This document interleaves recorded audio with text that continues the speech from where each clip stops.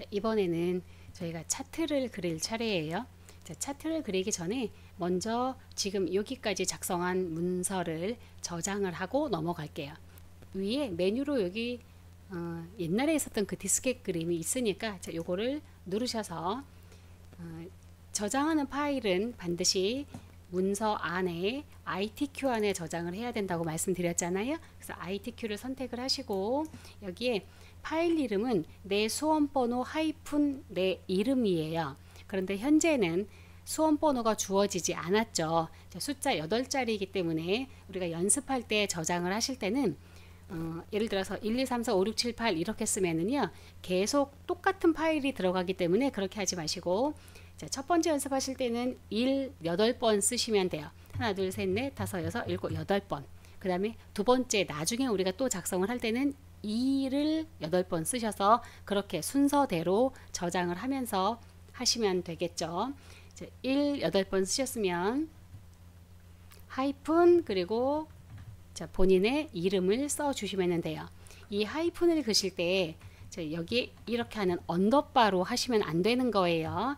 반드시 이 빼기 표시 하이픈으로 하시고 저장을 눌러주세요. 그러면 여기 화면 위쪽에 이렇게 금방 우리가 쓴 파일 이름이 윗부분에 보일 거예요. 자, 이제부터 차트를 그려볼게요. 왼쪽에 차트를 그리는 조건이 여기 쓰여 있고요. 차트의 형태는 이렇게 나와 있어요. 차트를 보시면 2차원 세로막대형 여기에도 세로막대형이다 라고 이렇게 쓰여 있거든요. 그러면 차트를 보시면서 할 건데 여기에 보시면 차트를 그릴 때 사용하는 데이터는 지역별 2014년 그러니까 지역별과 서울, 대전, 부산, 기타 이렇게 지역별과 2014년, 16년, 18년 요 값만 가지고 차트를 그려라 라는데 이거 이렇게 읽으실 필요도 없으신 게 문제에 여기 이렇게 노란색으로 되어져 있잖아요. 우리가 작성한 거 요 노란색 부분 이 노란색 부분만 가지고 차트를 그리는 거예요. 그래서 그냥 볼 것도 없이 저거 진짜 여기 위치를 지정을 한 거 맞나 라고 보실 필요 자체가 아예 없어요. 보실 필요도 없이 그냥 노란색 부분만 블록으로 지정을 하셔서 바로 위에 있는 차트라는 메뉴를 선택을 하시면 돼요. 자, 선택하시면 그냥 클릭했는데 바로 여기 세로 막대형 차트가 나왔잖아요. 이렇게요.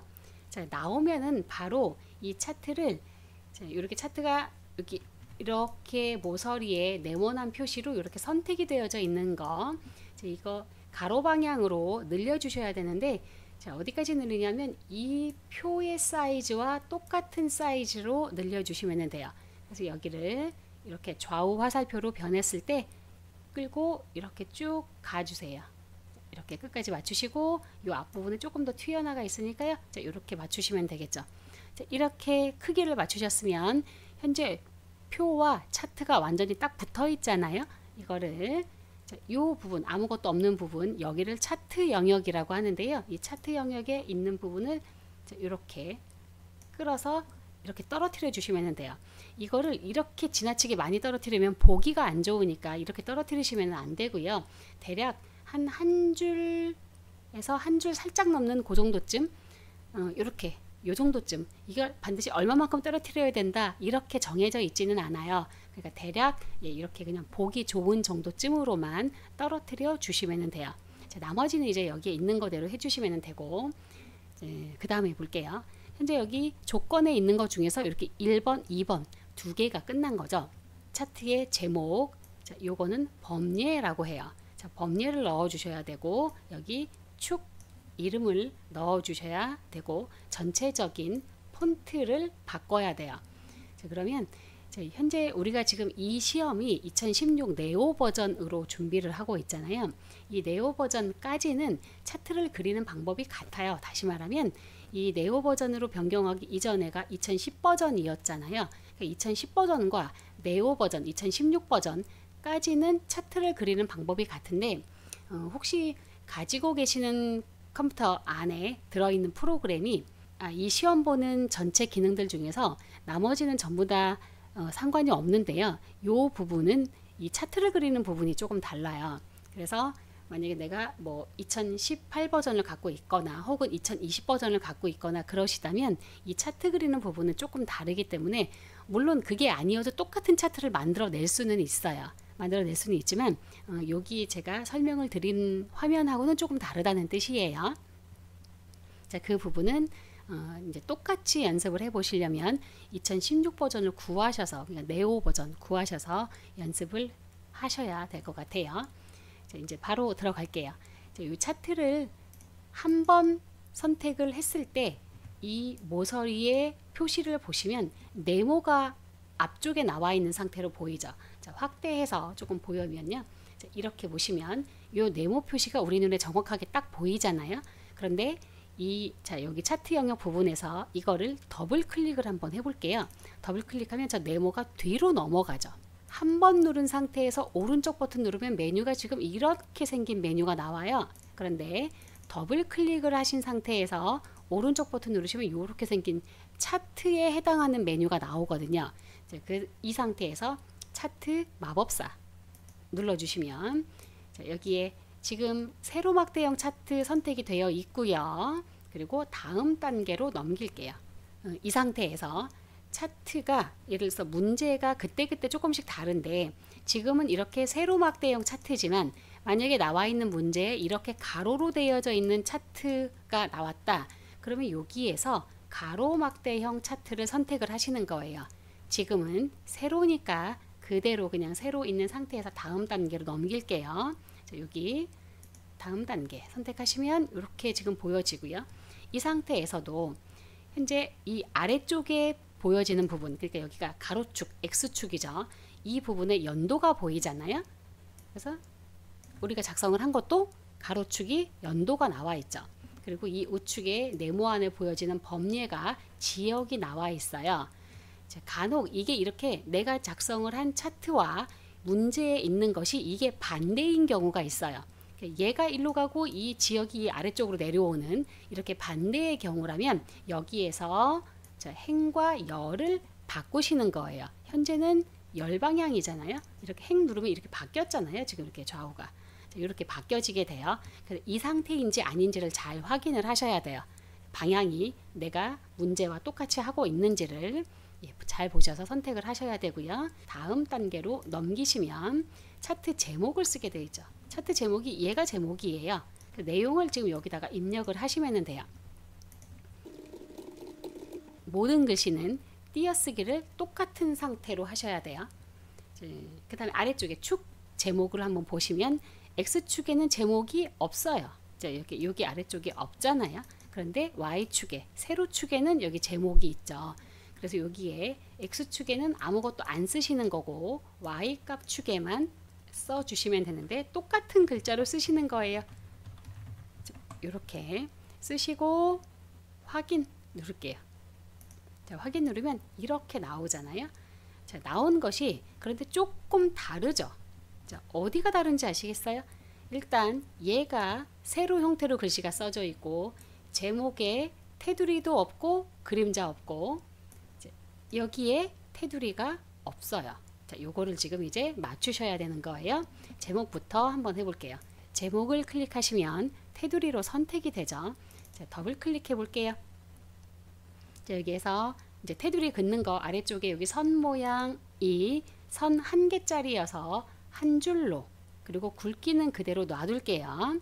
문제에 요렇게 나와 있잖아요.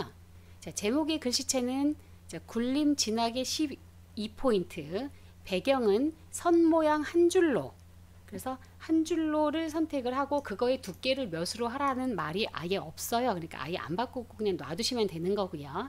그림자를 2포인트로 해라 라고 되어져 있죠. 그래서 아래쪽에 그림자를 선택하시고 2로 바꿔주시면 돼요. 그 다음에 글자 부분을 지정을 하셔야 돼서 여기 바로 윗부분의 두 번째 탭 글자를 선택을 하시고 글씨체 여기서 바꾸셔야 되죠. 여기에서 굴림 이거 이렇게 찾지 마시고 입력하셔서 바꾸셔야 된다고 했어요. 자, 굴림 진하게 12포인트 이렇게 다 됐죠. 그러면 설정 눌러주면 이렇게 똑같은 형태로 바뀌어요. 이렇게요. 자, 그 다음에 축 제목을 한번 볼게요. 축 제목을 이걸 선택을 하셔서 마찬가지로 더블 클릭 해주세요. 자, 글자를 가로 형태로 바꿔야 되잖아요. 그래서 여기 이렇게 가로 형태를 선택을 해주세요. 굴림으로 바꾸시고 10포인트 보통으로 하라는 거는 여기 맨 뒤에 있는 네모, 이게 보통 모양이에요. 다시 말하면요, 이 앞에 있는 4개의 속성을 지정하면 안 된다는 뜻인 거예요. 이렇게 지정하시고 그대로 설정 눌러주시면 바뀌었어요. 이 끝에 있는 범례도 지정을 해 볼게요. 그래서 범례를 한번 선택을 하시면 여기 범례가 이렇게 선택이 될 거예요. 이 상태에서 더블 클릭하시면 범례 모양으로 들어온 게 확실히 맞는지 확인하고 하셔야 돼요. 그리고 선의 종류 똑같이 선 모양에서 누르시고 한 줄로 나머지, 그러니까 제목을 제외한 나머지는 전부 다 굴림이기 때문에 굴림 10포인트 보통 모양 그대로 설정 누르고 갈게요. 그럼 이렇게 테두리가 쳐지게 돼요. 나머지 주의해서 보셔야 되는 것들은 이런 것들이에요. 현재 여기는 작성을 한 것이 똑같아서 굳이 안 바꿔도 되지만 현재 여기 값이 0에서 시작해서 1000, 2000, 3000, 4000, 5000, 6000까지 이렇게 되어져 있잖아요. 그런데 이게 내가 그린 것과 여기 문제에 있는 것이 다른 경우도 있어요. 이 최고값이 다르고 이 중간에 이렇게 이 텀이 있는 값의 종류가 달라요. 예를 들어 뭐 500단위, 지금은 1000단위로 올라가잖아요. 그런데 500단위로 올라간다든지 뭐 1500단위로 올라간다든지 이렇게 그 증가값이 다른 경우도 있거든요. 그리고 이 차트 안에 이렇게 가로선이 있는 경우도 있어요. 지금은 없지만요. 그렇게 있을 때는 그런 것도 일단 요 문제를 가지고 그거를 조정하는 거를 하고 넘어갈게요. 자, 폰트를 바꾸고 할게요. 요 눈금을 조절하는 걸 한번 해볼게요. 자, 숫자 써 있는 부분을 선택하시고 오른쪽 버튼을 눌러 볼게요. 자, 축, 그 다음에 세로 갑축이죠. 이렇게 세로니까 그리고 선택을 해주시면 이렇게 생긴 메뉴가 나오고요. 여기에서 지금 비례 있는 부분으로 가시면 비례, 지금은 자동이라고 하는 부분에 체크가 되어져 있어요. 체크 해제하시고 문제지에 있는 거대로 여기다 값을 써주시면 되는 거예요. 예를 들어서 최소값이 지금 0이니까 0, 그리고 최대값이 6000이니까 6000이라고 써져 있죠. 지금은 0.0, 6000.0 이렇게 쓰여 있는데 그거는 상관없이 뒤에 .0은 내가 직접 입력을 해야 되는 경우라면 .0은 생략하셔도 되는 거예요. 소수점 부분은. 그 다음에 큰 눈금선이라고 하는 건 여기 0에서부터 6000까지 중에서 여기 하나, 둘, 셋, 넷, 다섯, 6개 여기까지 딱 세셔서 전체 있는 개수 중에 전체 있는 것 중에서 마이너스 1개만큼이에요. 그래서 큰 눈금선은 6개가 되는 거죠. 만약에 얘를 7개라고 이렇게 바꾸잖아요. 그럼 이 눈금이 달라져요. 이 눈금의 표시가 그 값이 달라진다는 거예요. 그래서 6개를 표시를 하시면 되고 나머지는 아무것도 안 바꾸시는 거예요. 그대로 설정을 눌러주시면 되겠죠. 만약에 지금 이거를 500단위로 한번 바꿔볼까요? 자, 그러면 오른쪽 버튼 축 눌러서 세로 갑축 선택 누르시면 그리고 다시 비례로 오셔야 되죠. 자, 500단위로 바꾸면 얘가 몇 개가 될까요? 12개. 설정 눌러주시면 이렇게 바뀐다는 거예요. 이렇게요. 이렇게 경우에 따라서 달라지기 때문에 지정을 맞는 상태로 변경을 해 주셔야 되는 거고요. 지금 다시 바꿀게요. 원래대로. 그래서 6개로 다시 바꿀게요. 지금은 없지만 그런 문제도 나오기도 하기 때문에 지금 하는 거예요. 여기에 선이 있는 경우라면 자, 그렇게 한번 해볼게요. 요 세로선 축에 있는 세로선을 다시 한번 이렇게 딱 요 선이 선택이 된 게 내 눈에 보여야 돼요. 안 그러면 이 바깥쪽에 있는 게 선택이 된 채로 가는 거기 때문에요. 전혀 내가 원하는 거를 할 수가 없는 상태가 돼요. 그래서 요 세로 축이 선택이 되어졌으면 이거를 더블 클릭을 해주세요. 그러면 이렇게 아까 우리가 들어왔던 자리예요. 여기 빌의 눈금 조정하기 위해서 들어왔던 자리인데, 자, 여기에서 주 격자선이 현재 없음이라고 되어져 있죠. 선 없음. 이걸 누르시고 선 한 개짜리 그리고 설정을 눌러주시면 이렇게 가로선이 그어지거든요. 자, 이 선을 뺄 때는 자, 클릭을 하시고, 자, 아까랑 똑같은 방법이겠죠. 자, 더블 클릭하셔서 종류의 선 없음 이렇게 하시면 돼요. 그러면 있던 선이 사라지게 되죠. 자, 여기까지. 그리고 여기에서 또 하나 잘 보시면요. 자, 가능하면 이거와 똑같은 형태로 만드셔야 되는 거기 때문에, 자, 여기 요 범례가 요 아래쪽의 라인에 대체적으로 맞잖아요. 그런데 우리가 만든 건 이거보다 훨씬 더 위에 올라가 있어요. 그래서 이 범례를 선택하셔서 조금 더 아래로 이렇게 끌어서 내려주세요. 그 다음에 전체 글꼴 지금 아직 안 바꿨어요.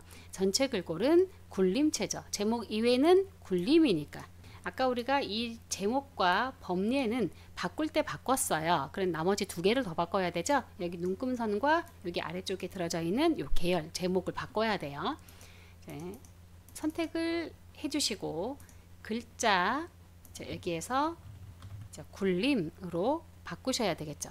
그리고 글씨체 폰트도 마찬가지로 10포인트예요. 그럼 얘가 바뀌었고요. 아래쪽에 있는 것도 더블 클릭하셔서 같은 방법으로 글자 안에 가셔서 선택하시고 굴림 그리고 이제 10포인트 보통 모양으로 설정하면 이제 폰트 바꾸는 부분까지 다 됐겠죠. 자, 여기까지 하면 이제 차트 그리는 부분까지 다 끝났고요. 자, 여기까지 하면 한 페이지 다 작성을 하신 거고요. 이제 그 다음 문제 3번 문제는 2페이지에 작성을 하시는 거예요. 그러면 이제 2페이지로 넘어가야 되겠죠. 우리가 대부분의 분들이 문서를 작성을 하실 때 페이지를 넘길 때 엔터 엔터 엔터 엔터 이렇게 쳐가지고 다음 페이지로 넘어가거든요. 그런데 그렇게 하지 마시고, 그렇게 하면 이거 꽤 여러 번 눌러야 되잖아요.